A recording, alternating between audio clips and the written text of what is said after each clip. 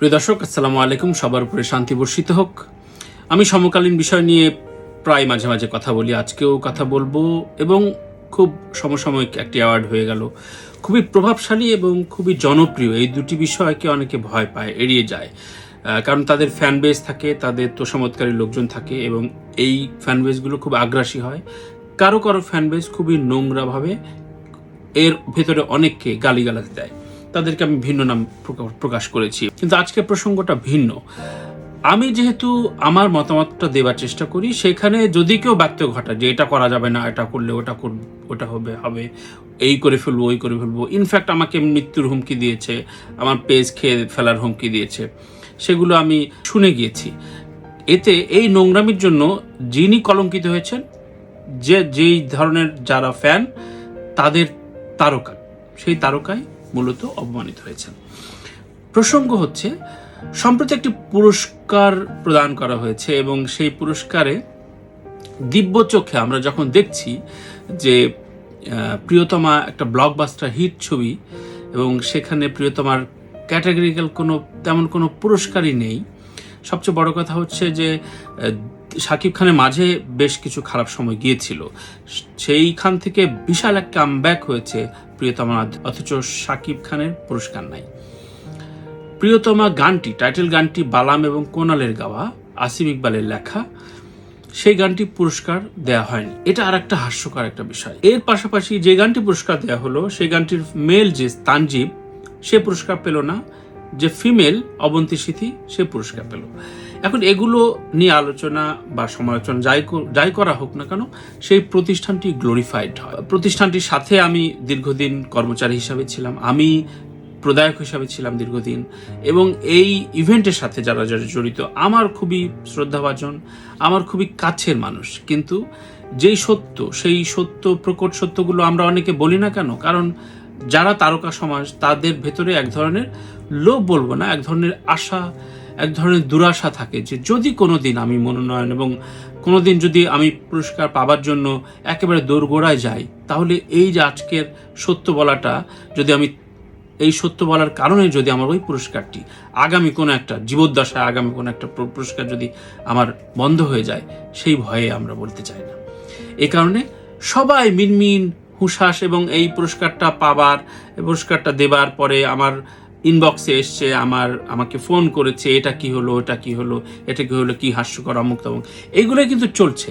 কিন্তু কেউ পাবলিক ডোমেনে সেটা বলছে না। যেটা যেমন সেই অনেক জনপ্রিয় তারকার কোনো কিছু সমালোচনা হলে সেটা বলতে চায় না, ভয়, যদি তার ভক্তরা বা তার প্রভাবশালী সেই গোষ্ঠীরা যদি তাকে কামড়ে ধরে।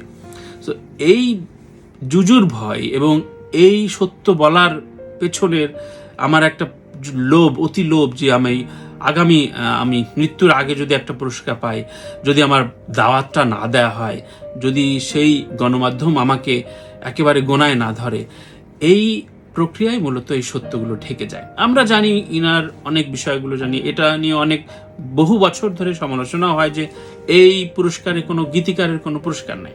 কিন্তু যেটি সবচেয়ে বেশি আমার চোখে লেগেছে, সেটি এই দুটি পুরস্কার খুবই ডিজার্ভ পুরস্কার। আমি যদি তাদের শত্রু হয়ে থাকি, তবুও আমার এই দিব্য চোখে যে এইটা পুরস্কারটা না দিলে অন্য অনেক কিছু জাস্টিফাইড হয় না।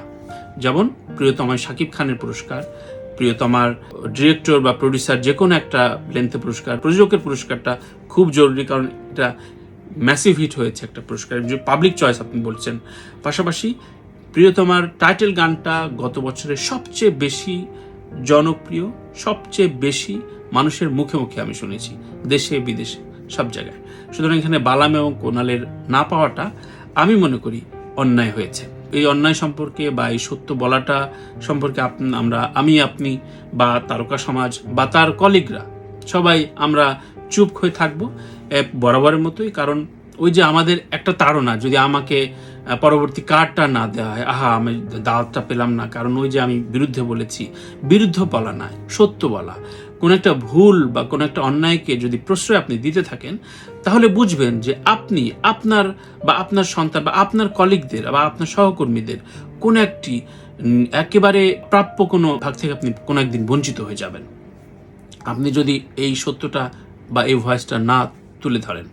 সেকেন্ড থিং, আমি ছোট করে আজকে ভিডিওটা শেষ করি, সেটা হচ্ছে তুফানের একটি গান টিজার রিলিজ হলো। সেখানে অনেকেই কেউ কেউ বলার চেষ্টা করেছেন যে এটি নকল সুর। অবশ্যই নকল সুর, কিন্তু সেটি পরিষ্কারভাবে উল্লেখ নাই। তো রাহান রাফির প্রথম গান যেহেতু এলো, সেটি নকল সুর, অথচ সেটা উল্লেখ করা হলো না যে সেই সুর থেকে অনুসৃত বা সেটার কপিরাইট নিয়ে। অবশ্যই সেটি উল্লেখ করবেন আশা করি। প্রীতম হাসান তার ক্যারিয়ারের যত হিট বা যত ম্যাক্সিমাম সফল গানগুলো, কখনো কুদ্দুস বায়তির গান, কখনো বিভিন্ন রকম ফোক থেকে তার ফিউশন করেই মূলত আজকের এই জনপ্রিয়তা বা আজকের যে ক্যারিয়ারের যতটুকু পর্যন্ত এসছে।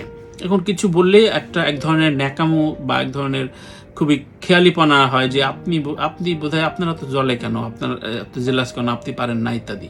সো সেগুলো বলতে থাকেন, অসুবিধা নয়। আমার এগুলো এই কামড়ানিতে কোনো ব্যথা হয় না, কারণ আমি বিষয়গুলো আমার মতামতটা দেওয়ার চেষ্টা করি। আমি খুবই মেধাহীন বাট পরিশ্রমী মানুষ।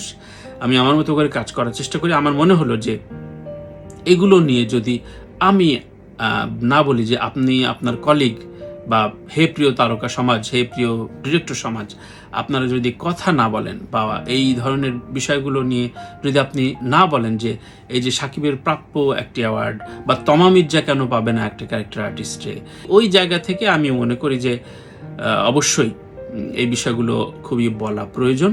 এবং আপনারা না বললে পরবর্তীতে আপনারা যেই আকাঙ্ক্ষায়, যেই আশায়, যেই দুরাশায় আপনি বলছেন না, মুখ বুজে আছেন, সেই দুরাশা কোনোদিন পূরণ হবে না। সবাই ভালো থাকেন, ভালো রাখেন আপনার আমার পাশের মানুষটিকে। আমি আমার মতামতটা দেওয়ার চেষ্টা করলাম। যারা নানান ধরনের আজেবাজে কথা বলেন তাদের থেকে অবশ্যই দূরে থাকবার পরামর্শ দিচ্ছি এবং এদের বিরুদ্ধে সোচ্চার হবার পরামর্শ দিচ্ছি। সবাই ভালো থাকি। সত্য কথা বলার এবং সঠিক সমালোচনা করার বিষয়ে আমরা একে অপরকে পাশে থাকার চেষ্টা করি। আমরা অনেক সময় অনেকের ক্ষতি করার জন্য একীভূত হয়ে যাই, কিন্তু যখন সত্য কথা বলা বা খুব সঠিক সময়ে সঠিক কথা বলার সময় আসে, তখন আমরা বিচ্ছিন্ন হতে থাকি। না, আমার কী লাভ, আমি এটা বললে তো এটা পাবো না। সো এই ভাবনা থেকে আপনারা দূরে সরে আসুন, তাহলেই দেখবেন যে আপনি আপনার হক টাইমে আপনি ঠিকই আপনার প্রাপ্যটা পাচ্ছেন। আল্লাহ হাফেজ। সবাই অনেক অনেক ভালো থাকি। শুভকামনা সবার জন্য।